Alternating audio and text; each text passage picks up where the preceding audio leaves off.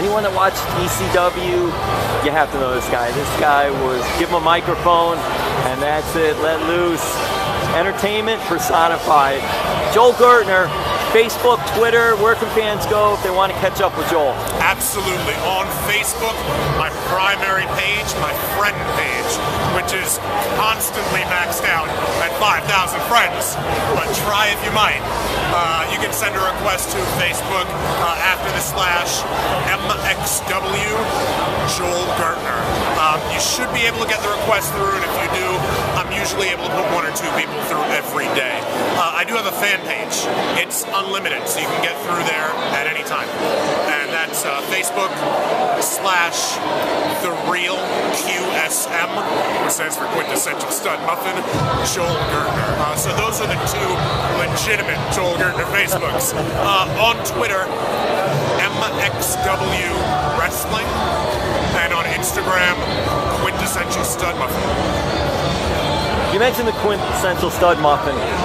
Where did that come from? Was that a Paul Heyman creation? Was that a Joel Gertner creation? Was that a Bubba creation? The character itself, thankfully, and I'm blessed to have been able to innovate it and bring about the evolution of the Quintessential Stud Muffin very much on my own. And that's, a lot of that credit goes to Paul Heyman, even though I wrote my own content, because once you get to that level, that stratosphere of WWE, WCW, TNA, and ECW, anything kind of above the independent level, once you're given any kind of creative input, creative control, it's definitely a blessing, and we all had that in ECW, the ability to move ourselves along, come up with good ideas, and that's something that I think none of us took for granted.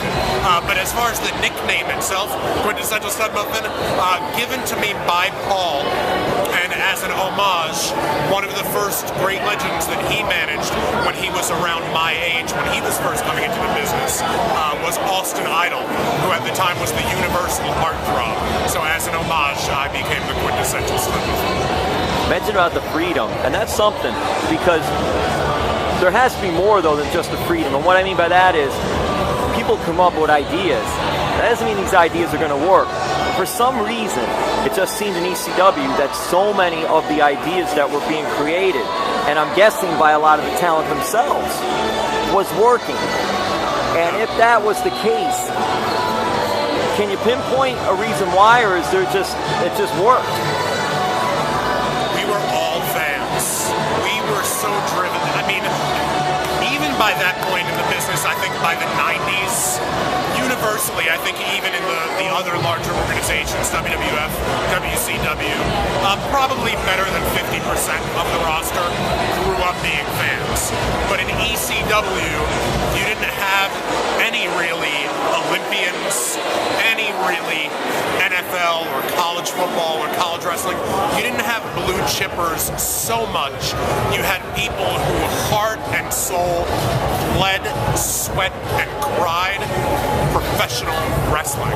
And with ECW itself taking the best of all professional wrestling, a little bit from high flying, a little bit from technical, a little bit from hardcore, a little bit from lucha, a little bit from Japanese, and by making kind of a 9-course meal out of the whole thing, I think that's what ECW was. It was we as fans giving back as much and as best as possible to the fans who gave back to us. So it was very, very interactive, and there was kind of a symbiotic relationship between us and the ECW loyal fans.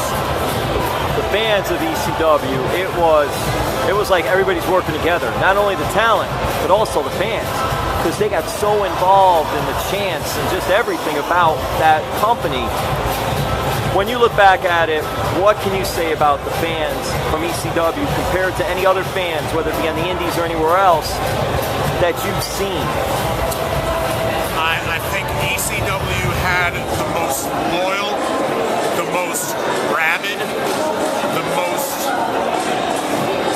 thoughtful, creative, just fans that would go to the end of the earth for us. And I think the fact that we didn't need to buy those fans, the fact that they weren't gotten because of our production values and a fountain of money, and our fans saw that we were the underdog.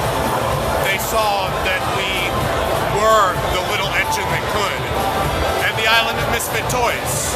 And they got behind that in the same town that got behind Rocky Balboa, the fighting town of Philadelphia, Pennsylvania. Everything aligned. The stars came together in a very perfect and unique way. And it was like lightning in a bottle. It really was kismet.